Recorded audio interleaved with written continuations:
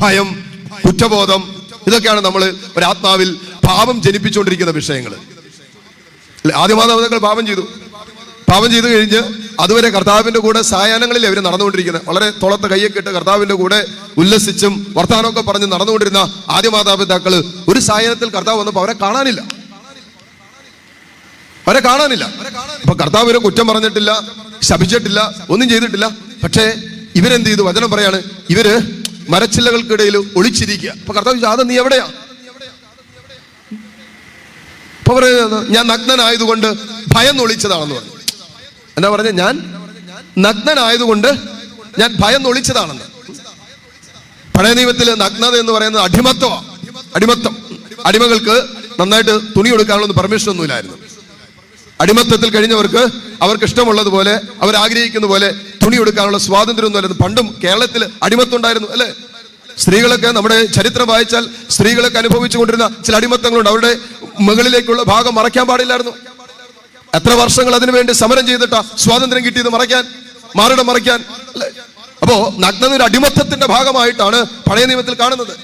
ഇവര് പറഞ്ഞു, ഞങ്ങൾ നഗ്നരാണ് എന്ന് പറഞ്ഞാൽ ഞങ്ങൾ അടിമകളായി. അതുവരെ കർത്താവിന്റെ, സ്വർഗത്തിന്റെ, ദൈവത്തിന്റെ അടിമകളായിരുന്ന, ദൈവസ്നേഹത്തിന്റെ അടിമകളായിരുന്നവർ പാപം ചെയ്തപ്പോ സ്വാതന്ത്ര്യം മാറ്റപ്പെട്ടിട്ട് പിശാചിന്റെ അടിമയായിട്ട് മാറി. അപ്പൊ അവരുടെ സ്വാതന്ത്ര്യം മുഴുവൻ പോയി. എന്നിട്ട് പറയാണ്, ഞങ്ങൾ ഭയന്നൊളിച്ചതാണെന്ന്. കണ്ടോ? പാപം ചെയ്യുമ്പോ ഒരുവന്റെ ഉള്ളില് ആത്മാവിൽ അനുഭവിക്കുന്ന ഭാരം എന്നാണെന്നറിയാവോ? അത് പാപത്തിന്റെ ഭാരം ജനിപ്പിക്കുന്ന ഭയമാണ്.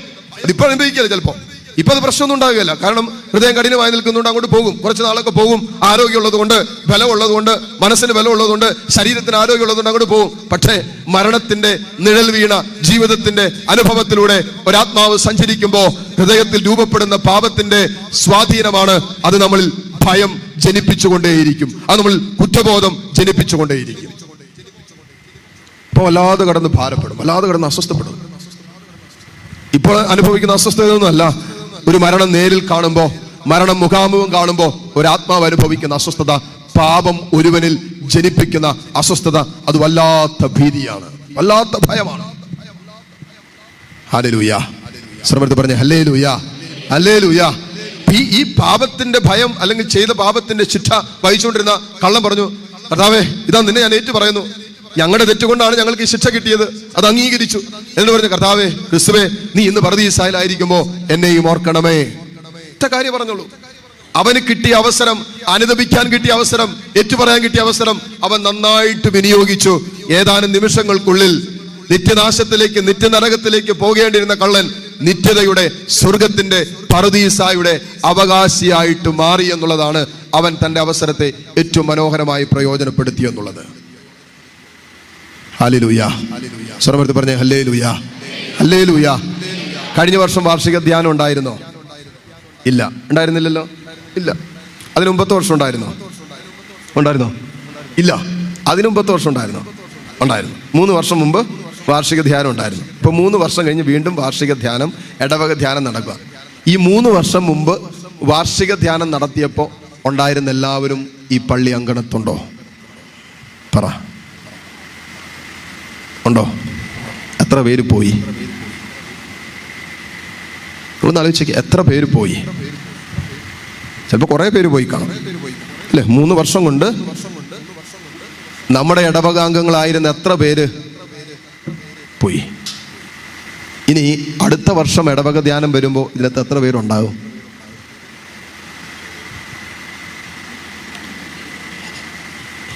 എന്താച്ചാ കഷ്ടപ്പെട്ട് ജീവിച്ചുകൊണ്ടിരിക്കുന്നതിനിടയ്ക്കാണ് അച്ഛൻ ഇതൊക്കെ പറയുന്നത്. നിങ്ങളത് ആലോചിച്ച് ഇല്ല, ഇത് നമ്മൾ ചിന്തിക്കേണ്ട വിഷയമാണ്. ഇതൊന്നും ചിന്തിക്കാതെ നമ്മൾ എങ്ങോട്ടാണ് പോയിക്കൊണ്ടിരിക്കുന്നത്? അല്ല, എവിടെയും വരെയും പോകും. അതുകൊണ്ടല്ലേ ചില സമയത്ത് നമ്മൾ ഈ കൗൺസിലിങ്ങിനൊക്കെ ഇരിക്കുമ്പോണ്ടല്ലോ, ചിലപ്പോൾ ദാമ്പത്യത്തിൻ്റെ പ്രശ്നമായിട്ടായിരിക്കും വരുന്നത്, അല്ലെങ്കിൽ ഈ യൂത്തിൻ്റെ പിള്ളേരെ കൊണ്ടുവരും. ചില സമയം നമ്മൾ എന്നാ പറഞ്ഞാലുണ്ടല്ലോ, ഒരു വിധത്തിൽ നിങ്ങൾ സമ്മതിക്കില്ല, അവിടെ കടന്ന് ബഹളം വെച്ചുകൊണ്ടിരിക്കും. അവസാനം നമുക്ക് വേറെ ഒന്നും ചെയ്യാനില്ല. നമ്മുടെ നീ പൊക്കോ, ധൈര്യമായിട്ട് പൊക്കോ, നീ എവിടെയും വരെ പോകും, നീ പൊക്കോടാ, നീ പൊക്കോ, നീ എവിടെയും വരെ പോകുന്നൊന്ന് കാണണമെന്നുണ്ട് നമ്മളങ്ങോട്ട് പറഞ്ഞു വിടും. കുറച്ച് കഴിയുമ്പോൾ പേടിച്ചിട്ട് ചിലപ്പോൾ തിരിച്ചു വരും. പോകുന്ന വഴിക്ക് എന്തെങ്കിലുമൊക്കെ അസ്വസ്ഥയുണ്ടായി. അത് നമ്മൾ പറഞ്ഞതുകൊണ്ട് അങ്ങനെ സംഭവിച്ചൊന്നുമല്ല. കട്ടപ്പനയിൽ ഇടുക്കിയിൽ നിന്ന് വന്നൊരു പയ്യൻ, അവൻ വന്ന ആ ദിവസങ്ങളിൽ തൊട്ടു മുമ്പ് വന്ന ധ്യാനത്തിൽ ഒരു പെങ്കൊച്ചുണ്ടായിരുന്നു. ധ്യാനത്തിന് വന്ന് ഇപ്പോൾ ധ്യാന ദിവസങ്ങളിൽ വന്നു, ധ്യാനം കൂടി, വചനം കേട്ടു. അവൾക്ക് ഈ പയ്യനായിട്ട് റിലേഷൻഷിപ്പ് ഉണ്ടായിരുന്നു. ഇവള് ധ്യാനത്തിൽ തീരുമാനമെടുത്തു ഞാൻ ആ ബന്ധം ഉപേക്ഷിക്കാനായിട്ട്. കാരണം അത് വിവാഹത്തിലേക്ക് എത്തുന്നതിന് മുമ്പ് തന്നെ ശരീരത്തിന്റെ പരിശുദ്ധി നഷ്ടപ്പെടുത്തിയ ഒരു ബന്ധമായിരുന്നു. ദാമ്പത്യ ജീവിതത്തിലേക്ക് പ്രവേശിക്കുന്നതിന് മുമ്പ് ശരീരത്തിന്റെ പരിശുദ്ധിക്ക് കളങ്കം വരുത്തുന്ന ബന്ധങ്ങൾ അത് കർത്താവ് ആഗ്രഹിക്കുന്ന ബന്ധങ്ങളല്ല. കർത്താവ് ആഗ്രഹിക്കുന്നില്ല. കാരണം ദാമ്പത്യത്തിൽ മാത്രം ദൈവം ആഗ്രഹിക്കുന്നത് ദാമ്പത്യത്തിന് മുമ്പോ ദാമ്പത്യത്തിനുള്ളിൽ അല്ലാതെ അപ്പുറത്ത് പറ്റില്ല. അതുകൊണ്ട് തന്നെ അങ്ങനെ ഒരു വിഷയം വെച്ച് അതൊരു പാപത്തിൽ ബന്ധിക്കപ്പെട്ട ഒരു സ്നേഹവും പ്രണയമൊക്കെ ആയിരുന്നുകൊണ്ട് ഞാൻ ആ മകളോട് പറഞ്ഞു, മോളെ ഇത് ദൈവം ആഗ്രഹിക്കുന്ന റിലേഷൻഷിപ്പ് അല്ല. കാരണം വിവാഹത്തിൽ മാത്രം സംഭവിക്കേണ്ട പലതും ഇന്ന് നിങ്ങളുടെ ജീവിതത്തിൽ സംഭവിച്ചു കഴിഞ്ഞു. ഓൾറെഡി ദാമ്പത്യത്തിൽ മാത്രം ദൈവം ഏറ്റവും വിശിഷ്ടമായി കരുതുന്ന പല കാര്യങ്ങളും ദാമ്പത്യത്തിന് പുറത്ത് സംഭവിച്ചു കഴിഞ്ഞു. സൈറ്റന് അധികാരം കിട്ടി. ഇനി നിങ്ങൾ ഒരു ദാമ്പത്യത്തിലേക്ക് പ്രവേശിച്ചാൽ ആ ദാമ്പത്യത്തിൽ ഉണ്ടാകാൻ പോകുന്ന തലമുറകളിലെല്ലാം പാപത്തിന്റെ സ്വാധീനം ഉണ്ടാവും, ഉറപ്പാ. കാരണം ഇപ്പൊ തന്നെ നിങ്ങളിൽ പാപം നിൽക്കുന്നുണ്ട്, പിശാചിന് സ്വാധീനം കൊടുത്തിട്ടുണ്ട്. അവിടെ ഞാൻ പറഞ്ഞു, മോളെ ഈ ബന്ധം ദൈവം ആഗ്രഹിക്കുന്നതല്ല. ദൈവം ആഗ്രഹിക്കുന്നതായിരുന്നെങ്കിൽ അവൻ നിന്റെ ശരീരത്തിൽ സ്പർശിക്കുകയില്ലായിരുന്നു. അപ്പൊ ദൈവം ആഗ്രഹിക്കുന്നതല്ല ദാമ്പത്യം. കാരണം ഞാൻ വിവാഹം കഴിക്കാൻ പോകുന്ന ഒരു സ്ത്രീ നിർമ്മലയായിരിക്കണം, വിശുദ്ധയായിരിക്കണമെന്ന് ആഗ്രഹിക്കാത്ത ഏത് പുരുഷനാവുള്ളേ? നേരെ തിരിച്ചും. അങ്ങനെ ആഗ്രഹിക്കുന്നുണ്ടെങ്കിൽ അത് യഥാർത്ഥമായ സ്നേഹമാണ്.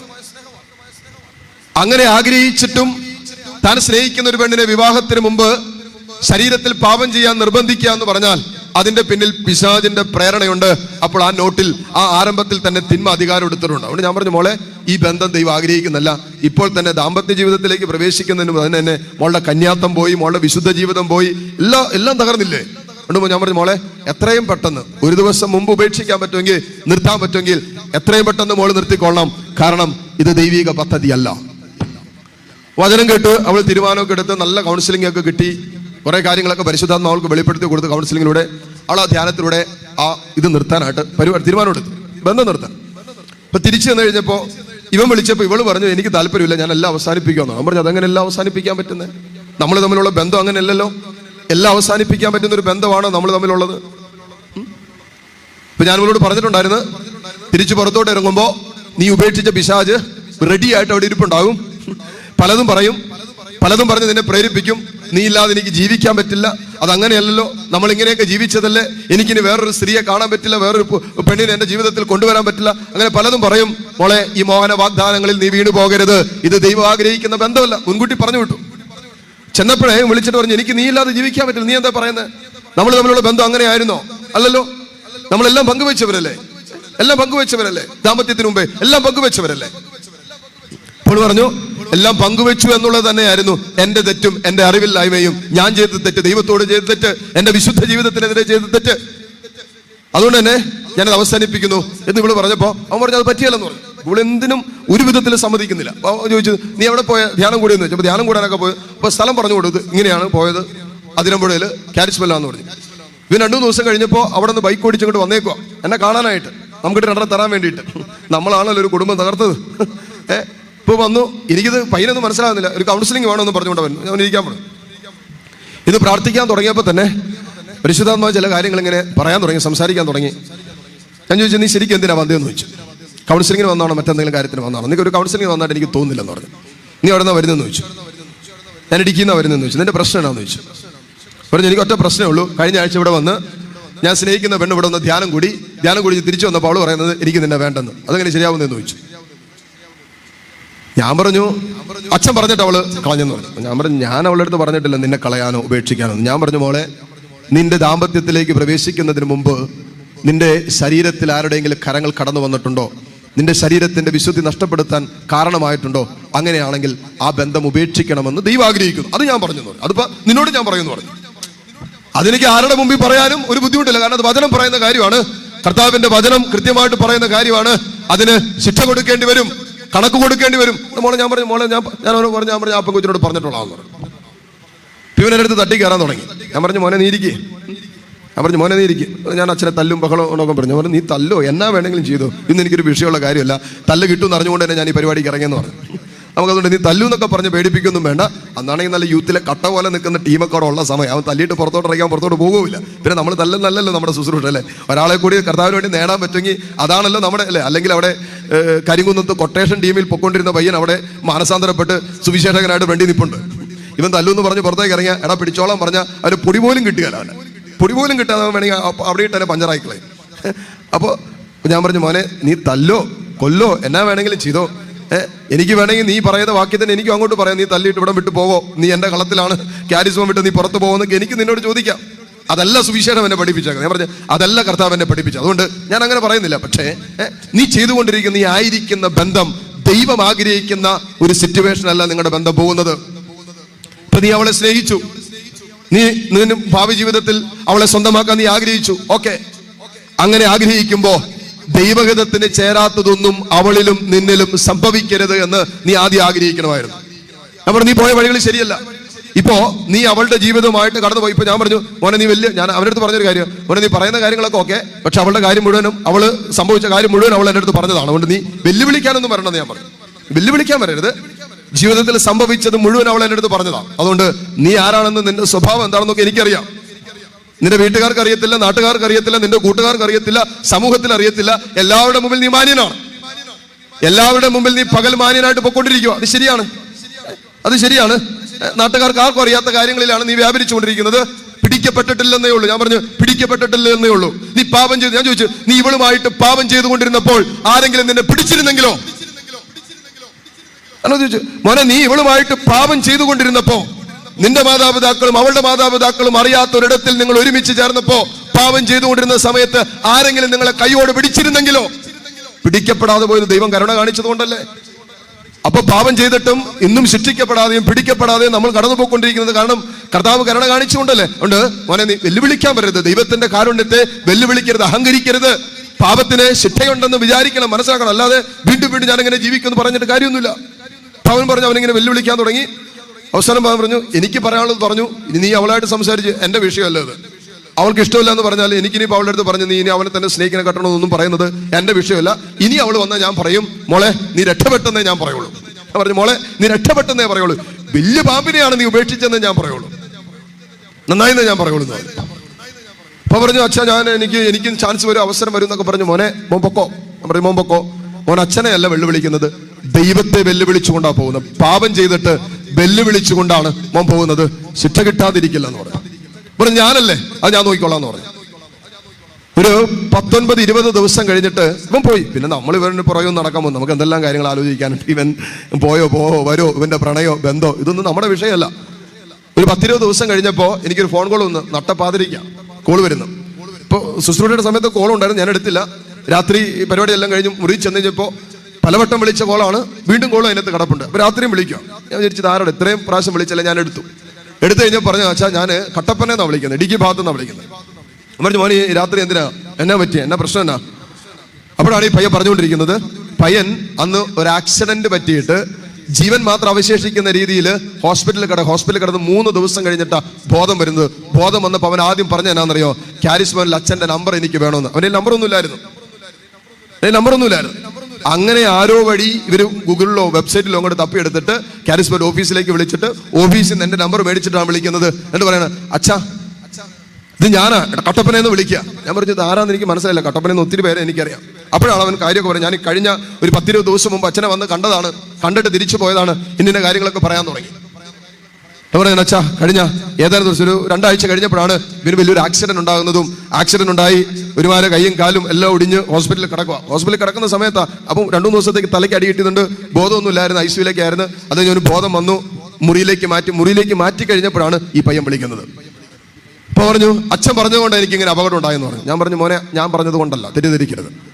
അങ്ങനെയാണെങ്കിൽ എന്തോരം പേർക്ക് അപകടം ഉണ്ടായേനെ. ഞാൻ പറഞ്ഞു അങ്ങനെയാണെങ്കിൽ എന്തോരം പേർക്ക് അപകടം ഉണ്ടായേനെ. അപകടത്തിലേക്കുള്ള വഴിയാണ് മോൻ പൊക്കൊണ്ടിരിക്കുന്നതെന്നാണ് ഞാൻ പറഞ്ഞത്. ഞാൻ പറഞ്ഞ അത്രേ ഉള്ളൂ. ഞാൻ പറഞ്ഞു മോനെ ഞാൻ ഒരിക്കലും ഞാൻ പറഞ്ഞത് കൊണ്ടല്ല നിനക്ക് അപകടം ഉണ്ടായത്, തെറ്റിദ്ധരിക്കരുത്.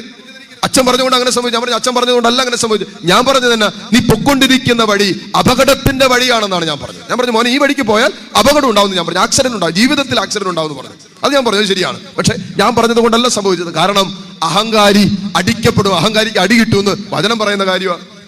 അതിന് പറയുന്നത് പാപം ചെയ്തിട്ട് എനിക്ക് എന്ത് സംഭവിച്ചെന്ന് ചോദിക്കരുത്, കർത്തൃകോപം സാവധാനമേ വരൂ എന്നാ വചനം പറയുന്നത്. അതുകൊണ്ട് പാപം ചെയ്തിട്ട്, വ്യഭിചരിച്ചിട്ട്, മ്ലേച്ഛ പാപങ്ങളിൽ വ്യാപരിച്ചിട്ട്, ജനിക പാപങ്ങളിൽ വ്യാപരിച്ചിട്ട്, കള്ളത്തരം കാണിച്ചിട്ട് എനിക്ക് എന്ത് സംഭവിച്ചു എന്ന് ചോദിക്കരുത്. എനിക്കൊന്നും പറ്റിയില്ലല്ലോ പറയുന്നത്, എനിക്കൊന്നും പറ്റില്ല, എനിക്ക് കുഴപ്പമൊന്നുമില്ലല്ലോ എന്നാ പറയുന്നത്. എന്ത് പറ്റി എന്ന് ചോദിക്കരുത്, കർത്തൃകോപം സാവധാനമേ വരൂ എന്നാ വചനം പറയാം. അപ്പൊ ഞാൻ പറഞ്ഞു, മോനെ ഞാൻ പറഞ്ഞിട്ടല്ല സംഭവിച്ചത്, ഞാൻ പറഞ്ഞ ഒറ്റ കാര്യമുള്ളൂ. അപ്പൊ നമുക്കൊരു വിഷമമായി, കാരണം ഇങ്ങനെ അങ്ങനെയൊന്നും സംഭവിക്കണം നമ്മൾ ഒരിക്കലും ആഗ്രഹിക്കുന്നില്ല. ഇങ്ങനെ കേട്ടപ്പോൾ എനിക്ക് വിഷമമായി. ഞാൻ പറഞ്ഞു, മോനെ അപ്പൊ അവൻ്റെ ഒരു തെറ്റിദ്ധാരണ മാറ്റണം. ഞാൻ പറഞ്ഞിട്ടല്ല മോനെ അങ്ങനെ സംഭവിച്ചത്, ഞാൻ നിന്റെ അടുത്ത് എന്നാ പറഞ്ഞത്, നീ പൊക്കൊണ്ടിരിക്കുന്ന വഴി ശരിയല്ല എന്നല്ല പറയാം. അപ്പൊ നീ അത് അംഗീകരിച്ചില്ല, അത്രേ സംഭവിച്ചുള്ളൂ. അപ്പൊ നീ പൊക്കൊണ്ടിരിക്കുന്ന വഴി അപകടം നിറഞ്ഞ വഴിയാണെന്ന് ഞാൻ പറഞ്ഞു. അതപ്പോ നീ അംഗീകരിച്ചിരുന്നെങ്കിൽ, മനസ്സിലാക്കിയിരുന്നെങ്കിൽ നിനക്ക് വഴിമാറിപ്പോകാമായിരുന്നു. അനുദപിക്കാനും ഏറ്റുപറയാനും അതിൽ നിന്നും പുറത്തു വരാനുള്ള സാഹചര്യം ഞാൻ നിനക്ക് ഒരുക്കി തന്നു, അത് നീ ചെയ്തില്ല. നിന്റെ പാപത്തിന്റെ ശിക്ഷ നീ എടുത്തതിന് അത് എന്റെ മേൽ കെട്ടിവെക്കുന്നതെന്ന് ഞാൻ ചോദിച്ചു. നീ എന്തിനാ അത് എന്റെ മേൽ കെട്ടിവെക്കുന്നത്? അച്ഛനെ വന്നാൽ കാണാൻ പറ്റുമെന്ന് ചോദിച്ചു. ഞാൻ പറഞ്ഞു, ഇപ്പൊ ഹോസ്പിറ്റലിൽ കിടക്കുമല്ലേ? അതെ. അല്ല, ഹോസ്പിറ്റലിൽ പുറത്തിറങ്ങിയ നീ പോരെ? ഞാനിവിടെ തന്നെ ഉണ്ട്, ഞാനിവിടെ പോകാനാണ്, ഞാൻ എങ്ങും പോവുകയല്ല, ഞങ്ങൾ ഗാരസ് ഭവനിൽ തന്നെ ഉണ്ടാവും. ഇതെല്ലാം കഴിഞ്ഞിട്ട് എനിക്കൊന്നും പിന്നെ ഒരു 1.5 മാസം കഴിഞ്ഞിട്ടാണ് ഹോസ്പിറ്റലിൽ നിന്ന് ഇറങ്ങുന്നത്. കാരണം നടക്കാനൊന്നും പറ്റത്തില്ലായിരുന്നു. അപ്പോൾ ഈ എല്ലാം കെട്ടി എന്നെ കാണാൻ വരുമ്പോൾ കയ്യിലെല്ലാം കെട്ടൊക്കെ ഉണ്ട്. 1.5 മാസം, എനിക്കൊരു 10-50 ദിവസമെങ്കിലും കഴിഞ്ഞിട്ടായിരിക്കണം വരുന്നത്. വന്നപ്പോൾ അത്യാവശ്യം നടക്കാം, പക്ഷേ കയ്യിൽ കെട്ടൊക്കെ അപ്പോഴും കിടപ്പുണ്ട്. മുഖത്തൊക്കെ എന്തോ ഇങ്ങനെ ആക്സിഡന്റ് പറ്റിയതിൻ്റെ അവിടെ വന്നു കുറേ നേരം ഇരുന്ന് സംസാരിച്ചു. ഞാൻ പറഞ്ഞു, നീ ഏതായാലും വന്നതല്ലേ, അവിടെ നീ ഒന്ന് കുമ്പസാരിച്ചിട്ട് എത്ര നാളായെന്ന് ചോദിച്ചു. കുമ്പസാരിച്ചിട്ട് എത്ര നാളായെന്ന് എനിക്ക് വലിയ ഓർമ്മയൊന്നുമില്ല. ആദ്യ കുർബാന സ്വീകരിച്ച സമയത്ത് അങ്ങോട്ട് പുള്ളി കുമ്പസാരിച്ചാന്ന് തോന്നുന്നു. പറഞ്ഞു, കുമ്പസാരിച്ചിട്ട് എത്ര നാളായെന്ന് ഓർമ്മയില്ലെന്ന് പറഞ്ഞതാ. കുമ്പസാരിച്ചിട്ട് എത്ര നാളായെന്ന് ഓർമ്മയില്ലെന്ന്. അമ്മച്ചി, നിനക്ക് എന്നതാ ഓർമ്മയുള്ളേ? കുമ്പസാരിച്ചിട്ട് എത്ര നാളായെന്ന് ഓർമ്മയില്ലെന്ന്. അങ്ങനെയൊക്കെ ഓർമ്മ നഷ്ടപ്പെട്ടു പോകും നമുക്ക് 2 ആഴ്ച കൂടുമ്പോൾ കുമ്പസാരിച്ചില്ലെങ്കിൽ നമുക്ക് വലിയത് ഓർമ്മപ്പെടുത്തില്ല, വലിയൊരു അസ്വസ്ഥ. അയ്യോ, കുമ്പസാരിച്ചില്ലോ. ഇത് നമുക്ക് നമ്മുടെ തലയ്ക്കകത്ത് നിന്ന് പോകുകയല്ല. പിന്നെ എങ്ങനെയെങ്കിലും പോയി കുമ്പസാരിച്ചാൽ നമുക്കൊരു സ്വസ്ഥതയുള്ളൂ. ഇത് പറയാണ്, ഇവന് കുമ്പസാരിച്ചത് എന്നാണ് ഓർമ്മയില്ലെന്ന്. ഞാൻ പറഞ്ഞു, ഏതായാലും നിനക്ക് ഓർമ്മയില്ലല്ലോ, കുഴപ്പമില്ല. ഇനിയിപ്പോൾ ഓർമ്മയില്ലെന്ന് തന്നെ അച്ഛൻ്റെ അടുത്ത് പറഞ്ഞോളാൻ പറഞ്ഞു. നമ്മൾ പറയുമല്ലോ കഴിഞ്ഞ കുമ്പസാരം നടത്തിയത് ഞാൻ പറഞ്ഞു, നീ അങ്ങനെ തന്നെ പറഞ്ഞ് കുമ്പസാരിച്ചോളാൻ പറഞ്ഞു. അവിടെ അച്ഛൻ ഇരിപ്പുണ്ടായിരുന്നു. ഞാൻ പറഞ്ഞു, അവിടെ പ്രായമുള്ള അച്ഛൻ ഇരിപ്പുണ്ട്, നീ പോയിട്ട് നല്ലൊരു കുമ്പസാരം നടത്തിയിട്ട് ഞാൻ പ്രാർത്ഥിച്ചു വിടാം, എല്ലാം ശരി. ഞാൻ പറഞ്ഞു, മോനെ എല്ലാം ശരിയാവും, പേടിക്കൊന്നും വേണ്ട. ഇപ്പോൾ അവൾ നിന്നെ കല്യാണം കഴിക്കില്ല എന്നുള്ളത് എൻ്റെ വിഷയമല്ല. നാളെ ഇപ്പോൾ അവൾ നിന്നെ കല്യാണം കഴിച്ചാലും എനിക്ക് വിഷയം എന്നുള്ള കാര്യമില്ല. പക്ഷേ നീ പോകുന്ന വഴി ഇന്നലകളിൽ അപകടം നിറഞ്ഞ വഴിയായിരുന്നു, അത് നീ തിരിച്ചറിഞ്ഞത് മാത്രമേ നമുക്ക് സന്തോഷമുള്ളൂ. ഇനിയിപ്പോൾ നിന്നെ അവൾ കെട്ടാതിരിക്കും, അതും എൻ്റെ വിഷയമല്ല. ഇവൻ അനുദപിച്ചേറ്റ് പറഞ്ഞ് നല്ല ജീവിതം നയിക്കുമ്പോൾ നാളെ ഇവിടെ കുടുംബക്കാർ തീരുമാനിച്ചു ഇവനിങ്ങനെ അവൾ പറഞ്ഞ് എനിക്കൊരു സ്നേഹമുണ്ട്, കെട്ടിച്ചു കൊടുക്കാന്ന് പറഞ്ഞ് കെട്ടിച്ചു കൊടുത്താൽ ഇപ്പം എന്നാ കുഴപ്പം? ഒന്നൊരു വിഷയമുള്ള കാര്യമല്ല. പക്ഷേ നമ്മൾ പോകുന്ന വഴി ആത്മനാശത്തിൻ്റെ വഴിയാണോ എന്ന് പരിശോധിക്കണം. ഇന്ന് എൻ്റെ കർത്താവ് എന്നെ വിളിച്ചാൽ ഞാൻ കർത്താവിനോട് കൂടെ പറുദീസായിൽ ആയിരിക്കുമോ? ഹല്ലേലൂയ. സ്വരമെടുത്ത് പറഞ്ഞേ ഹല്ലേലൂയ, ഹല്ലേലൂയ. കാരണം പാപത്തിന് ശിക്ഷയുണ്ട്. അതുകൊണ്ടാണ് പ്രഭാഷകന്റെ പുസ്തകം 21 അധ്യായം 2-ാമത്തെ വചനം പറയാണ്, ഒരു പാപവും ശിക്ഷിക്കപ്പെടാതെ പോകില്ല. എല്ലാ പാപത്തിനും ശിക്ഷയുണ്ട്. സങ്കീർത്തനം 39 അധ്യായത്തിൽ വചനം പറയുന്നത് അറിയാവോ? പാപം മൂലം കർത്താവ് നിന്നെ ശിക്ഷിക്കുമ്പോൾ നിനക്ക് വേണ്ടപ്പെട്ടതിനെല്ലാം കർത്താവ് കീടത്തെ പോലെ നശിപ്പിച്ച് കളയുന്നു എന്നാ പറയുന്നത്. അപ്പോ പാപത്തിന് ശിക്ഷയുണ്ട് എന്നുള്ളതിന്റെ ഏറ്റവും വലിയ തെളിവാണ് പാപത്തിന്റെ മുഴുവനും ശിക്ഷ കർത്താവ് കാൽവരിയുടെ നെറുകയിൽ നമുക്ക് വേണ്ടി ചുമന്നു മാറ്റി, വഹിച്ചു മാറ്റി എന്നുള്ളതാണ് പാപത്തിന് ശിക്ഷയുണ്ട് എന്നുള്ളതിന്റെ ഏറ്റവും വലിയ തെളിവ്. ഹല്ലേലൂയ. അപ്പോ ഒരു വശത്ത് കിടന്ന കള്ളൻ അവൻ എന്നെ ചെയ്തു, എനിക്ക് തെറ്റുപറ്റി, അവൻ അനുദപിക്കാൻ തയ്യാറായി. മറ്റേ ടീം എന്നാ ചെയ്തെന്ന് നോക്കി, അത് വായിച്ച് തിരിച്ചു വാ. ലൂക്കായുടെ സുവിശേഷം 21 അധ്യായം അതിന്റെ 39-ാമത്തെ വചനം ഒന്ന് വായിച്ച്. ലൂക്ക 29:39. മറ്റൊരു വശത്ത് കിടന്ന കള്ളം പറഞ്ഞാണ്, കുരിശിൽ തൂക്കപ്പെട്ടിരുന്ന കുറ്റവാളികളിൽ ഒരുവൻ അവനെ ദുഷിച്ചു പറഞ്ഞു. എന്നാ പറഞ്ഞേ? നീ ക്രിസ്തുവല്ലേ, നിന്നെയും ഞങ്ങളെയും രക്ഷിക്കാം. നോക്കണേ, മരിക്കാൻ പോവാ. നിങ്ങൾ ശ്രദ്ധിക്കണേ, മരിക്കാൻ പോവാ, ഉറപ്പായിട്ടും മരിക്കും. കുരിശ് തറച്ചു കഴിഞ്ഞാൽ ഉറപ്പായിട്ടും മരിക്കുന്നത് വരെ അവർ കുരിശ് തറച്ചിടും. വിശ്വാസം കിട്ടാതെ ഒരാൾ മരിക്കും. ഇനി സാപത്താകുന്ന പിറ്റേ ദിവസം സാപത്താണെങ്കിൽ മരിച്ചിട്ടില്ലെങ്കിൽ അവന്മാരെ അവിടെ വെച്ച് അടിച്ചു കൊല്ലും, എന്നിട്ട് ഇറക്കുള്ളൂ, കൊന്നിട്ട് ഇറക്കുള്ളൂ. അതുകൊണ്ടാണല്ലോ ഈശോ പണ്ടേ മരിച്ചു കഴിഞ്ഞിരുന്നു എന്നറിഞ്ഞതിനാൽ അവന്റെ കണങ്കാലുകൾ തകർത്തില്ല. ഇവന്മാരുടെ കണങ്കാലുകൾ അടിച്ച് തകർത്ത്. കാരണം ഈശോ കാൽവരിയിലേക്കുള്ള തന്റെ യാത്രയിൽ ശരീരത്തിൽ നിന്നും രക്തം അതുപോലെ വാർന്നൊഴുകി ഒഴുകി കാൽവരി കുരിശിലേക്ക് എത്തിയപ്പോൾ അവന്റെ ശരീരത്തിൽ നിന്ന് പിന്നെ പോകാൻ രക്തമില്ലാതായി. രക്തം വാർന്നൊഴുകിയ ഈശോ മരിച്ചേ. രക്തം മുഴുവൻ വാർന്നിറങ്ങി ഈശോ മരിച്ചു. അതുകൊണ്ടാണ് അവന്റെ തിരുവിലാവ് കുന്തം കൊണ്ട് കുത്തി തുറക്കപ്പെട്ടപ്പോ വചനം പറയുന്നു, അവന്റെ തിരുവിലാവിൽ നിന്നും രക്തവും വെള്ളവും ഒഴുകി. അവന്റെ തിരുവിലാവിൽ നിന്നും അവൻ മരിച്ചോ എന്നറിയാൻ വേണ്ടി പടയാളികൾ ഒരുവൻ അവന്റെ വിലാപ്പുറത്ത് കുത്തിയപ്പോ ആ വിലാപ്പുറത്ത് നിന്നും രക്തവും വെള്ളവും ഒഴുകി. എന്ന് പറഞ്ഞാൽ ശരീരത്തിൽ ഇനി ഒരു തുള്ളി രക്തം അവശേഷിക്കാത്തപ്പോ ശരീരത്തിൽ നിന്നും രക്തത്തോടുകൂടെ വെള്ളം വരാൻ തുടങ്ങും. വെള്ളം എന്ന് പറയുന്നത് സാധാ വെള്ളമല്ല, ഒരു പ്ലാസ്മ പോലത്തെ ഒരു ദ്രാവകം പുറപ്പെടാൻ തുടങ്ങും. എന്ന് പറഞ്ഞാൽ ഇനി ശരീരത്തിൽ, കർത്താവിന്റെ ശരീരത്തിൽ ഒരു തുള്ളി രക്തം പോലും അവശേഷിക്കുന്നില്ല. രക്തം വാർന്നാണ് ഈശോ മരിച്ചത്. രക്തത്തിലാണ് ജീവൻ ഇരിക്കുന്നത്. ഹല്ലേലൂയ. അല്ലെ, രക്തത്തിലല്ലേ ജീവൻ ഇരിക്കുന്നത്? ഒരുവന്റെ രക്തത്തിലാണ് ജീവൻ. അതുകൊണ്ട് രക്തം വാർന്നു പോയാൽ മരിച്ചു. പല ആക്സിഡന്റ് സംഭവിക്കുമ്പോഴും പലരും മരിക്കുന്നതിന്റെ ഒരു കാരണം കൃത്യസമയത്ത് ഹോസ്പിറ്റലിൽ കൊണ്ടുപോകാത്തതുകൊണ്ട്. ഡോക്ടർ പറഞ്ഞു അല്പം കൂടി നേരത്തെ കൊണ്ടുവന്നതിന് രക്ഷപ്പെടുത്തുക, കാരണം രക്തം മുഴുവനും വാർന്നുപോയി, ഒഴുകിപ്പോയി.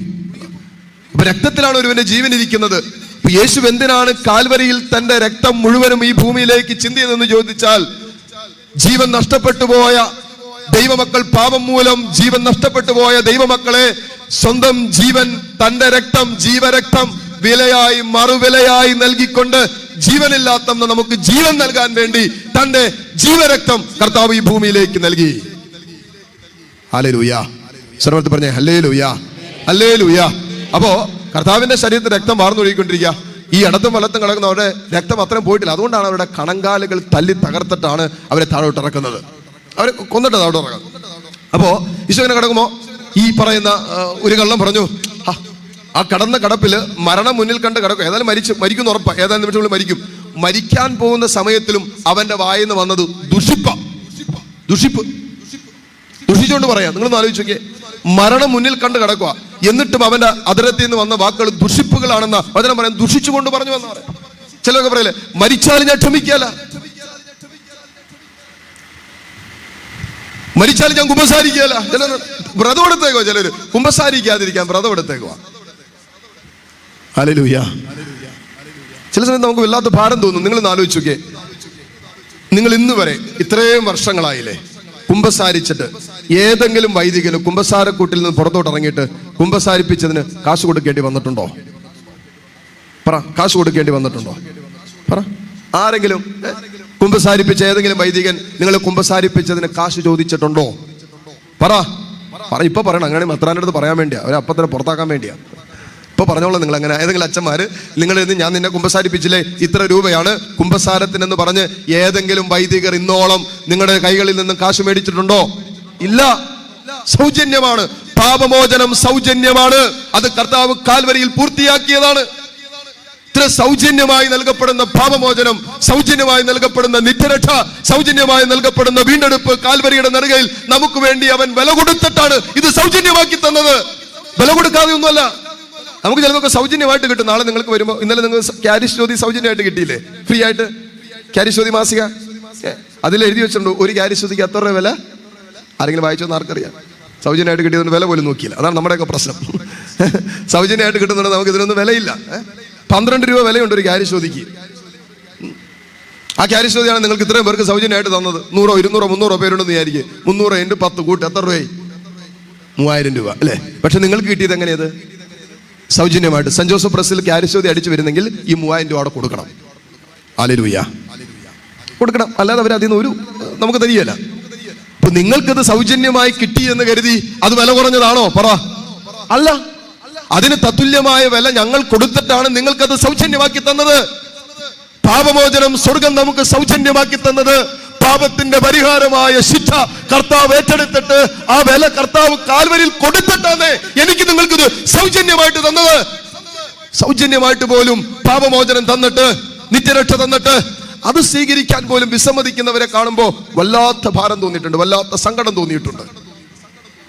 സ്വന്തം ചങ്കിൽ അവസാനത്തുള്ള രക്തവും വിലയായിട്ട് കൊടുത്തിട്ട് നമുക്ക് സൗജന്യമായി സ്വർഗം നേടിത്തന്നിട്ട്, ആത്മരക്ഷ നേടിത്തന്നിട്ട്, പാപമോചനം തന്നിട്ട് അതിന് പോലും വില കൽപ്പിക്കാത്തവര് നമ്മുടെ സമൂഹത്തിലുണ്ടെന്നറിയുമ്പോൾ, നമ്മുടെ കൂട്ടായ്മയിലുണ്ടെന്നറിയുമ്പോൾ വല്ലാത്ത ഭാരം തോന്നിയിട്ടുണ്ട്. ചില കുമ്പസാരം നമുക്ക് ഈ ധ്യാനത്തിനൊക്കെ വരുമ്പോൾ, കൗൺസിലിങ്ങിനൊക്കെ വരുമ്പോൾ ചുമ്മാ പ്രാർത്ഥിച്ചുകൊണ്ടിരിക്കും. ആദ്യം ചിലപ്പോൾ ചോദിക്കാൻ തോന്നും, കുമ്പസാരിച്ചിട്ട് എത്ര നാളായെന്ന്. ഒരു ടീം പറഞ്ഞു, അച്ഛാ 30 കല്യാണം കഴിഞ്ഞിട്ട് എത്ര വർഷമായി?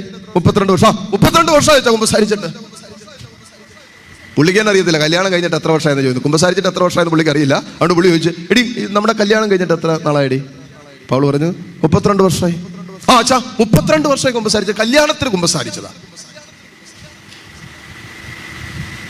ഭാഗ്യം ആ സാധനം കുമ്പസാരത്തിന് മുമ്പ് മരിക്കാതിരുന്നത്, നേരെ താഴേക്ക് പോയാനെ.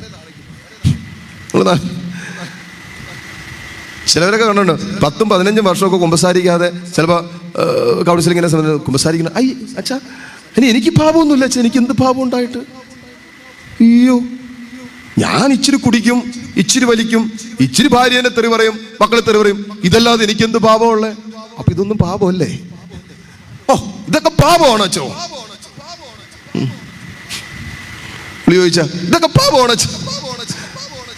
ഞാൻ ഇച്ചിരി കുടിക്കും, ഇച്ചിരി വലിക്കും, ഇച്ചിരി ഭാര്യേനെ തെറി പറയും, ഇച്ചിരി സ്വയംഭോഗം ചെയ്യും, ഇച്ചിരി വ്യഭിചാരം ചെയ്യും, എല്ലാം ഇച്ചിരി ചെയ്യുള്ളൂ.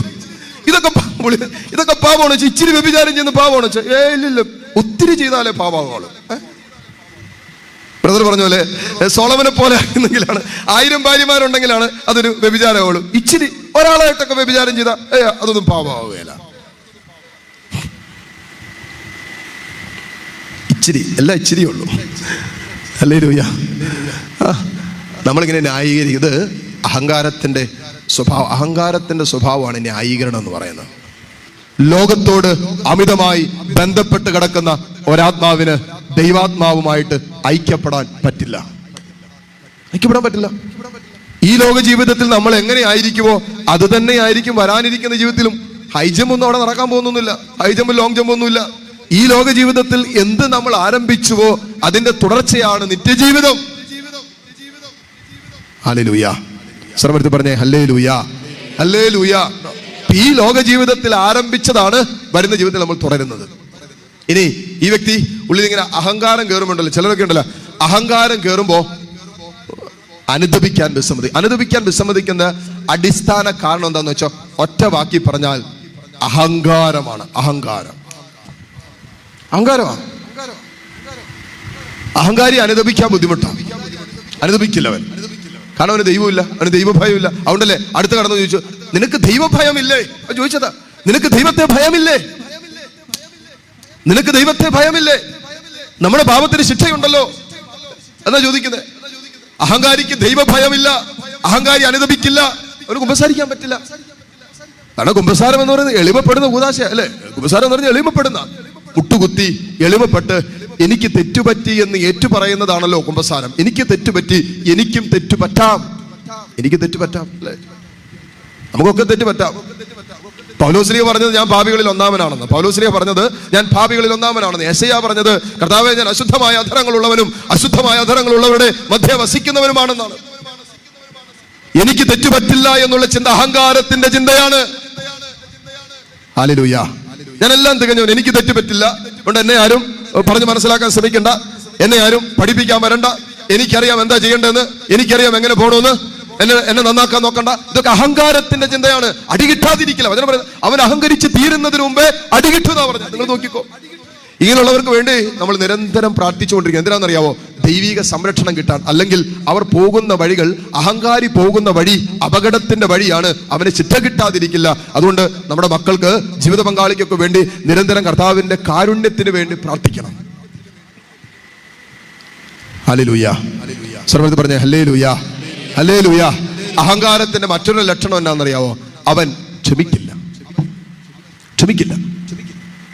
ക്ഷമിക്കാത്തതിന്റെ കാരണം അവൻ അഹങ്കാരമുള്ളവനാണെന്നുള്ളത്. നമുക്ക് ബാക്കി എന്ത് പാപവും മനസ്സിലാക്കാൻ എളുപ്പമാണ്. ബാക്കി എന്ത് പാപം മനസ്സിലാക്കാൻ ഏറ്റവും ബുദ്ധിമുട്ടുള്ള പാപം എന്ന് പറയുന്നത് അഹങ്കാരമാണ്.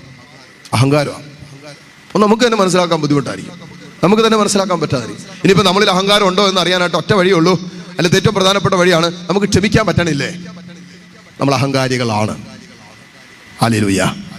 നമുക്ക് ക്ഷമിക്കാൻ പറ്റുന്നില്ല. നമ്മൾ പറയുകയാണ് ഞാൻ ക്ഷമിക്കില്ല എന്ന് ഏതെങ്കിലും ഒരാത്മാവ് ജീവിച്ചിരിക്കും പറയാണ് ഞാൻ ക്ഷമിക്കില്ല. അവരെന്നെയൊക്കെ പറഞ്ഞാലും, അവരെന്തൊക്കെ ചെയ്താലും, അവരെന്നെയൊക്കെ കാണിച്ചാലും, അവരിനി എൻ്റെ അടുത്ത് വന്ന് മാപ്പ് പറഞ്ഞാൽ പോലും ഞാൻ ക്ഷമിക്കില്ല എന്ന് പറയുന്ന ഒരാത്മാവ് അഹങ്കാരത്തിന്റെ ദുരാത്മാവ് കുടികൊള്ളുന്ന ആത്മാവാണ്. ശിക്ഷ കിട്ടാതിരിക്കില്ല. അതുകൊണ്ട് എളിമപ്പെടുക എന്നുള്ളതാണ് കൃപയ്ക്ക് നമ്മളെ പാത്രരാക്കുന്നത്. അതുകൊണ്ടാണ് പ്രഭാഷകൻ 3:18 വചനം പറയുന്നത്, നിങ്ങൾ എത്രമാത്രം ഉന്നതരാണോ അത്രമാത്രം എളിമപ്പെടുക, അപ്പോൾ ദൈവത്തിന്റെ കൃപയ്ക്ക് നമ്മൾ പാത്രരാകും. കൃപ കിട്ടുന്നത് എളിമപ്പെടുന്നിടത്താണ്. എളിമപ്പെടാതെ ഒന്നും ഒരു ദൈവകൃപയും കിട്ടില്ല. ദൈവിക രഹസ്യങ്ങൾ മനസ്സിലാക്കാൻ നിങ്ങളൊന്ന് ആലോചിച്ച് നോക്കിയേ. ഈ പറയുന്ന ഒരു വശത്ത് കിടന്ന കള്ളൻ ഇവൻ ദൈവമാണെന്നും ഇവൻ ക്രിസ്തുവാണെന്നും മനസ്സിലായത് എങ്ങനെയാ? അവൻ എളിമപ്പെട്ടപ്പോഴാണ്. അവൻ എളിമപ്പെട്ട് തന്നെ തെറ്റേറ്റ് പറഞ്ഞു കഴിഞ്ഞപ്പോ, എളിമപ്പെട്ട് അവന്റെ മേൽ കൃപ വർഷിക്കപ്പെട്ടപ്പോ അവന് സ്വർഗീയ രഹസ്യങ്ങൾ ദൈവം വെളിപ്പെടുത്തി കൊടുത്തു. നിത്യതയുടെ ദർശനങ്ങൾ വെളിപ്പെടുത്തി കൊടുത്തു. അതുകൊണ്ടാണ് അവൻ പറഞ്ഞത്, നീ ഇന്ന് നിത്യതയിലായിരിക്കുമ്പോ, പറുദീസായിലായിരിക്കുമ്പോൾ എന്നെയും ഓർക്കണമേ. അല്ലെങ്കിൽ അവിടെ ആരാ പറുദീസയെ കുറിച്ച് പറഞ്ഞേ? അവിടെ ആരാ നിത്യതയെ കുറിച്ച് പറഞ്ഞേ? അവിടെ ആരാ സ്വർഗരാജ്യത്തെ കുറിച്ച് പറഞ്ഞേ? അവിടെ ആരാ മരണത്തെ കുറിച്ച് പറഞ്ഞേ? അവിടെ ആരാ മരണാനന്തര ജീവിതം ഉണ്ടെന്ന് ആരാ പറഞ്ഞേ? ആരും പറഞ്ഞില്ല. അവിടെ ഒരു പ്രഘോഷവും നടക്കുന്നില്ല. പക്ഷേ അവൻ എളിമപ്പെട്ടപ്പോ അവന്റെ തെറ്റിനെ ഓർത്ത്, പാപത്തെ ഓർത്ത് എളിമപ്പെട്ടപ്പോ അവനിൽ ദൈവത്തിന്റെ കൃപ നിറയാൻ തുടങ്ങി. ദൈവത്തിന്റെ കൃപ നിറയുന്നിടത്തും ദൈവത്തിന്റെ കൃപയുള്ള ഒരു ആത്മാവിന് മാത്രമാണ് ഈ ലോക ജീവിതത്തെ കുറിച്ചുള്ള സ്വർഗത്തിന്റെ രഹസ്യങ്ങളും വരാനിരിക്കുന്ന ജീവിതത്തെ കുറിച്ചുള്ള ദൈവീക രഹസ്യങ്ങളും മനസ്സിലാക്കാനും ഗ്രഹിക്കാനും സാധ്യമാകുക. ഹല്ലേലൂയ. പറ്റില്ല. അല്ലെങ്കിൽ അവൻ തിന്നും കുടിച്ചും ദൂർത്തടിച്ചും പാപം ചെയ്തും വ്യഭിചരിച്ചും മ്ലേച്ഛപാപങ്ങളിൽ വ്യാപരിച്ചും സ്വയംഭോഗം ചെയ്തും ബ്ലൂ ഫിലിം കണ്ടും തന്റെ ജീവിതത്തെ അങ്ങനെ പോയിക്കൊണ്ടിരിക്കും. ഇതാണല്ല എന്ന് വിചാരിക്കുന്നത്. ഇതല്ല. ദൈവസന്നിധിയിൽ കണക്ക് കൊടുക്കേണ്ട ഒരു സമയമുണ്ട്. ഹല്ലേലൂയ. കർത്താവിന്റെ മുമ്പിൽ കണക്ക് ബോധിപ്പിക്കേണ്ട സമയമുണ്ട്. അതുകൊണ്ടാണല്ലോ വചനം പറയുന്നത്, നീ നിന്റെ കാര്യസ്ഥതയുടെ കണക്ക് ബോധിപ്പിക്കുക എന്ന് വചനം പറയുന്നുണ്ട്. കാര്യസ്ഥതയുടെ കണക്ക് ബോധിപ്പിക്കുക. എന്താണ് ദൈവം നമ്മുടെ കയ്യിൽ തന്നത്? ഈ ജീവിതം. ദൈവം കൊളുത്തിയ ഈ ജീവിതം ദൈവം നമുക്ക് തന്നിരിക്കുക. ഈ ജീവിതത്തിന്റെ കണക്ക് ബോധിപ്പിക്കേണ്ടവരാ നമ്മള്. ജീവിതത്തിന്റെ അവസാനം കണക്ക് ബോധിപ്പിക്കണമല്ലോ. കണക്ക് പുസ്തകം എടുക്കുമ്പോ കൃത്യമായിട്ട് കണക്ക് കൂട്ടിയും കുറച്ച് വരുമ്പോ തമ്പുരാന്റെ മുമ്പിൽ കണക്ക് ബോധിപ്പിക്കേണ്ടി വരും. ഇതുപോലൊരു ജീവിതം നിനക്ക് തന്നില്ലേ? പാപം ഉപേക്ഷിക്കാനും പാപത്തെ ഓർത്ത് അനുദപിക്കാനും കുമ്പസാരിക്കാനും വിശുദ്ധിയിൽ ജീവിക്കാൻ വിശുദ്ധ കുർബാനയും നിത്യതയ്ക്ക് വേണ്ടി ഒരുങ്ങാൻ സകല ആത്മീയ കാര്യങ്ങളും ദൈവം ഒരുക്കിയിട്ട്, ദൈവം ഇതുപോലൊരു ജീവിതത്തിന്റെ സകല സാധ്യതകളും നമ്മുടെ ജീവിതത്തിൽ തന്നിട്ട് കർത്താവിന്റെ മുമ്പിൽ നിൽക്കുമ്പോ കർത്താവ് കാര്യസ്ഥതയുടെ കണക്ക് ചോദിക്കുമ്പോ ജീവിതത്തിന്റെ കണക്ക് കൊടുക്കേണ്ടി വരും. എല്ലാ സാധ്യതകളും ദൈവം തന്നു. എന്ത്? നിത്യത പ്രാപിക്കാൻ, സുഖം പ്രാപിക്കാൻ, പറുദീസായിൽ പ്രവേശിക്കാൻ എല്ലാം ദൈവം നമുക്ക് ഒരുക്കിയിട്ടുണ്ട്. എല്ലാം ദൈവം തന്നിട്ടുണ്ട്. അപ്പോ കാര്യസ്ഥതയുടെ കണക്ക് ബോധിപ്പിക്കേണ്ടി വരുന്ന സമയമുണ്ട്. ഹല്ലേലൂയ. സർവ്വത്ത് പറയാമോ? Hallelujah, hallelujah.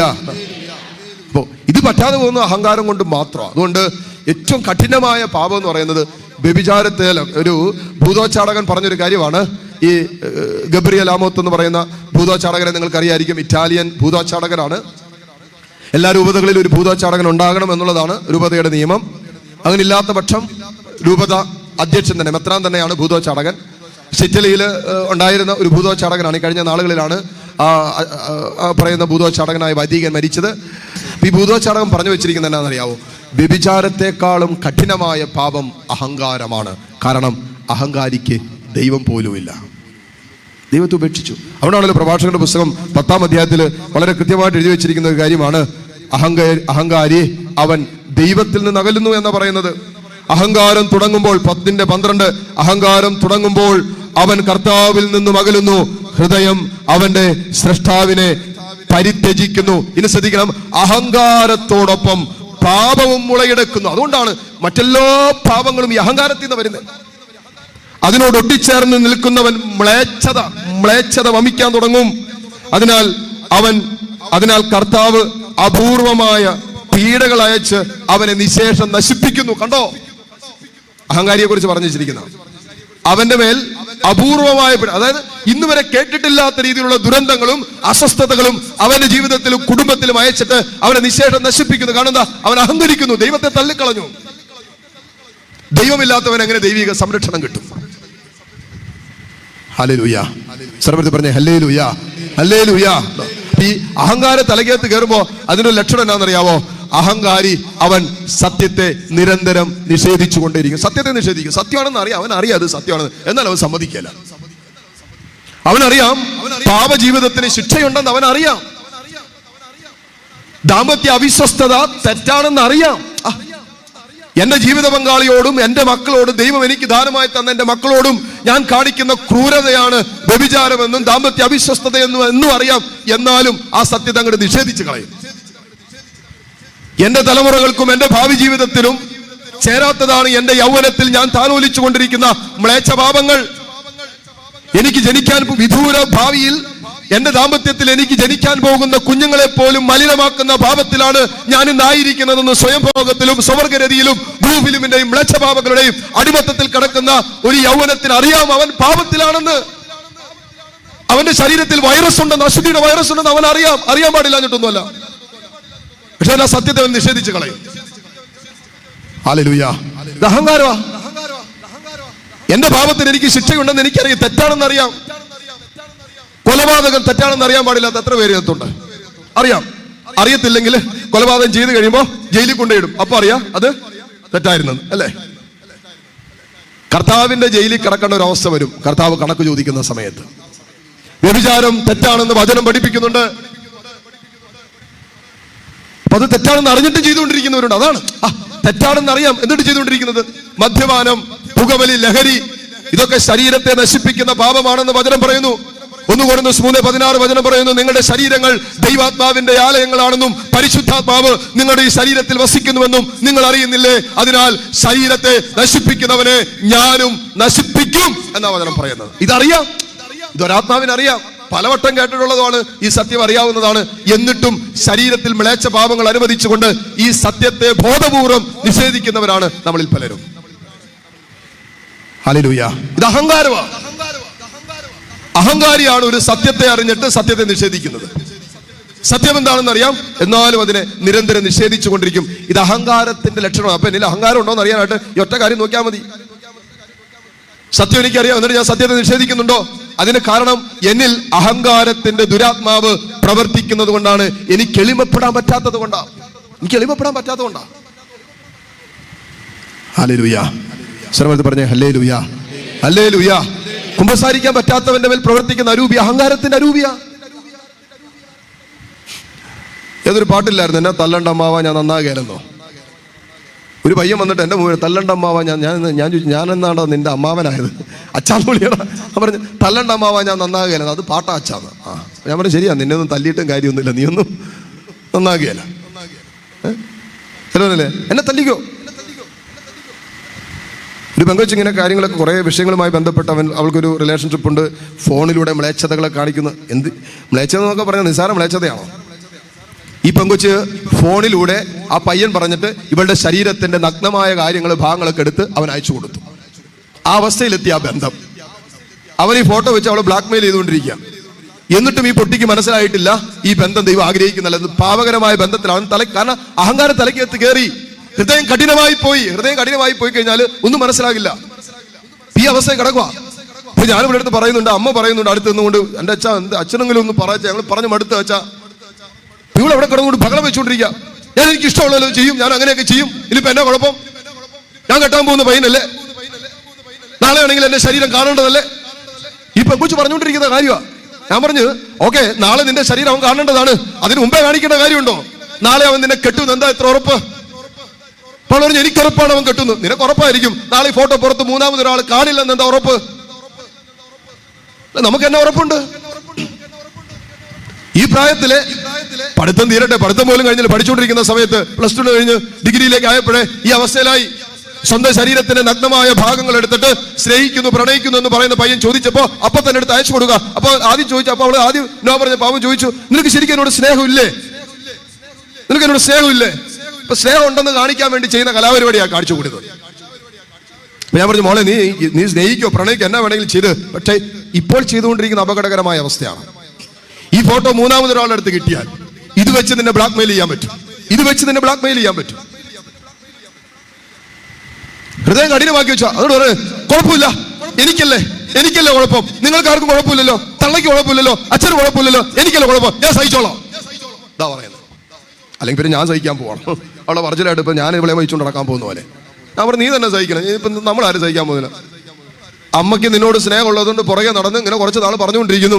കുറച്ച് കഴിയുമ്പോൾ പറച്ചിൽ നിർത്തും, പിന്നെ നിന്റെ ഇഷ്ടത്തിന് വിടും. വചനം പറയുന്ന പോലെ അഹങ്കാരി അടി കിട്ടുന്നവരെ പൊക്കൊണ്ടിരിക്കും. നാളെ നിനക്ക് അടി കിട്ടുമ്പോൾ പറഞ്ഞാൽ മനസ്സിലാവും. നമ്മൾ പറയാല്ലേ, പന്നിക്ക് തലയ്ക്ക് അടി കിട്ടുമ്പോഴേ ഇങ്ങനെ തലവൊക്കി നോക്കൂ എന്ന് പറയുന്നത് അല്ലേ? അതുവരെ പന്നി ഇങ്ങനെ താഴോട്ടേ നോക്കുള്ളൂ. തലയ്ക്ക് അടി കിട്ടുമ്പോഴാണ് പന്നി മുകളിലോട്ട് നോക്കുന്നതെന്നാണ് പറയുന്നത്. അത് മോളുടെ ലൈഫിൽ ഇപ്പൊ കടന്നു പോകുന്ന അവസ്ഥയ്ക്ക് അനുകൂലമായ കാര്യങ്ങൾ ജീവിതത്തിൽ സംഭവിക്കുമ്പോൾ മോൾക്ക് മനസ്സിലാവും. ഇപ്പൊ ഞാൻ പറഞ്ഞാലും മോൾക്ക് മനസ്സിലാവും. കാരണം ഹൃദയം കഠിനമായിരിക്കുക. പാപം ചെയ്യുമ്പോൾ ഒരു വ്യക്തി നിരന്തരം ചില പാപങ്ങളിൽ ആവർത്തിച്ച് വ്യാപരിക്കുമ്പോൾ അവന്റെ ഹൃദയത്തെ ആ പാപം കഠിനമാക്കും. അപ്പൊ പിന്നെ പാപമാണ് ചെയ്യുന്ന പാപത്തെ പുണ്യമായിട്ട് പിശാച് ഇങ്ങനെ തലയ്ക്കകത്ത് ചിന്തിക്കാൻ പ്രേരണ കൊടുക്കും.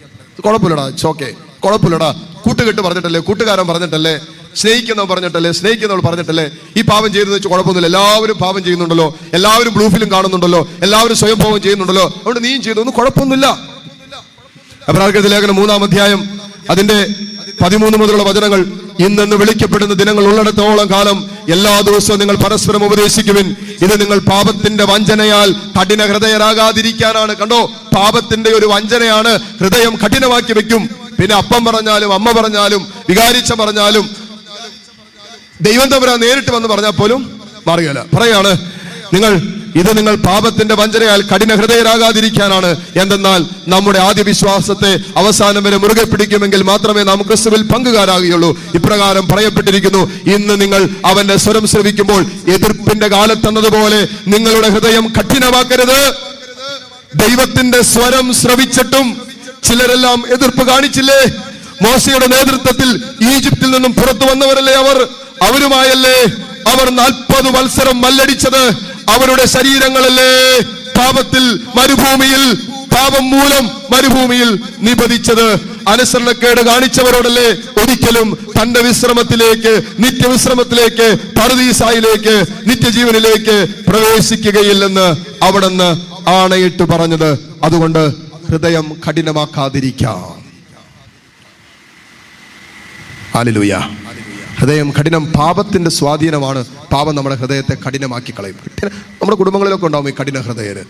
നമ്മൾ എന്നാ പറഞ്ഞാലും ഏതറ്റം വരെ ഞാൻ പറഞ്ഞില്ല, ആ പെങ്കൊച്ചിൻ്റെ അടുത്ത് ഈ അമ്മ അവൾ എൻ്റെ അടുത്ത് തട്ടിക്കയറി നിൽക്കുന്ന സമയത്ത് ഈ അമ്മ സൈഡിൽ നിന്നുകൊണ്ട് അവൾക്കിട്ട് തല്ലിക്കൊണ്ടിട്ട്, അച്ഛനോടാണ് നീ ഇങ്ങനെയൊക്കെ പറയുന്നത്, അച്ഛനോടാണ് ഇങ്ങനെ പറയുന്നത്, നിങ്ങൾ പറഞ്ഞിട്ടുണ്ട് തല്ലിക്കോ തല്ലി അങ്ങോട്ട് കൊല്ല്. അവൾ പറയുക ഇങ്ങനെ പറഞ്ഞിട്ടുണ്ട്, തല്ലിക്കോ എന്തുവാണ് തല്ലുന്നത്, തല്ലി അങ്ങോട്ട് കൊല്ല്. പിന്നെ എന്നാ പറയുന്നത്? പിന്നെ പാപം ആമകളുടെ ഹൃദയത്തെ കഠിനമാക്കി. പിന്നെ ഒന്നും മനസ്സിലാകില്ല. ഹൃദയത്തെ കഠിനമാക്കി കഴിഞ്ഞാൽ തെറ്റാണെന്ന് മനസ്സിലാകില്ല, പാപമാണെന്ന് മനസ്സിലാകില്ല, ഉപേക്ഷിക്കേണ്ടതാണെന്ന് മനസ്സിലാകില്ല. വിശുദ്ധ ജീവിതത്തിന് മോളെ ദൈവസന്നിധിയിൽ വലിയ വിലയുണ്ട് മോളെ, ഒന്നും മനസ്സിലാകില്ല. എന്തിനാ വെച്ചാൽ വിശുദ്ധ ജീവിതം നയിക്കണമെന്ന് ചോദിക്കും. ഹല്ലേലൂയ.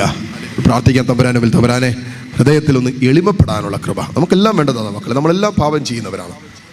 അതുകൊണ്ടാണല്ലോ യോഹന്നാൻ സ്ലീഹ പറയുന്നത്, നമ്മളിൽ പാപമില്ല എന്ന് പറഞ്ഞാൽ നമ്മൾ ആത്മവഞ്ചന ചെയ്യും. ഞാൻ എന്നെ തന്നെ വഞ്ചിക്കുക, കാരണം ഞാൻ എൻ്റെ നിത്യനാശത്തിലേക്ക് പോയിക്കൊണ്ടിരിക്കുക. എന്നിൽ പാപമില്ല എന്ന് പറഞ്ഞാൽ ഞാൻ ആത്മവഞ്ചന ചെയ്യുകയാണ്. നമ്മളിൽ എല്ലാവരിലും പാപമുണ്ട്. കാരണം നമ്മളെല്ലാവരും ബലഹീനരാണ്. ഞാനും ഭാവിയാണ്, നിങ്ങളും ഭാവിയാണ്, നമുക്കൊക്കെ ബലഹീനതകളുണ്ട്. അതുകൊണ്ടാണല്ലോ നിരന്തരം കർത്താവിൻ്റെ മുമ്പിൽ അവൻ്റെ കാരുണ്യത്തിൽ എളിമപ്പെട്ടുകൊണ്ട് ദൈവകൃപയ്ക്കായിട്ട് നമ്മൾ അധ്വാനിക്കുന്നത്. കാരണം ആ കൃപയാണ് പാപം ചെയ്യാതെ മുന്നോട്ട് പോകാൻ നമ്മളെ സഹായിക്കുക. ഹല്ലേലൂയ. അതുകൊണ്ടാണ് നിരന്തരം കുമ്പസാരത്തിലും വിശുദ്ധ കുർബാനയിലും നമ്മുടെ ആത്മാവിനെ സമർപ്പിച്ചിട്ട് കൃപയുടെ നിറവിന് വേണ്ടി അധ്വാനിക്കണം. എന്തിനാ? പാപം ചെയ്യാതെ ജീവിക്കാൻ ദൈവകൃപ കൂടിയേ തീരൂ. അപ്പോൾ കൃപ കിട്ടണമെങ്കിൽ അനുദപിച്ച് കുമ്പസാരിച്ച് ഏറ്റുപറഞ്ഞ് കൂദാശകളിലൂടെയാണ് കൃപ വർഷിക്കപ്പെടുന്നത്. കൃപ കിട്ടണം, കൂദാശകളിലൂടെ മാത്രമാണ് കൃപ കിട്ടുന്നത്. കൃപ കിട്ടാൻ നമ്മൾ അനുദപിക്കണം, ഏറ്റുപറയണം, കുമ്പസാരിക്കണം, വിശുദ്ധ കുർബാന വിശുദ്ധിയോടെ സ്വീകരിക്കണം. അപ്പോൾ കൃപ കൊണ്ട് നിറയും. അപ്പോൾ പാപം ഉപേക്ഷിച്ച ഒരു ജീവിതം കർത്താവ് എന്നെ വിളിച്ചാൽ ഞാനിന്ന് കർത്താവിൻ്റെ കൂടെ പറുദീസായിലായിരിക്കുമെന്ന് ചങ്കുറ്റത്തോടെ ചങ്കുറപ്പോടെ ഏത് സമയത്തും പറയാൻ പറ്റുന്ന ഒരു ആത്മധൈര്യം പരിശുദ്ധാത്മാവ് നമുക്ക് തരും. പാപമില്ലാത്തൊരാത്മാവിനെ അങ്ങനെ പറയാൻ പറ്റും.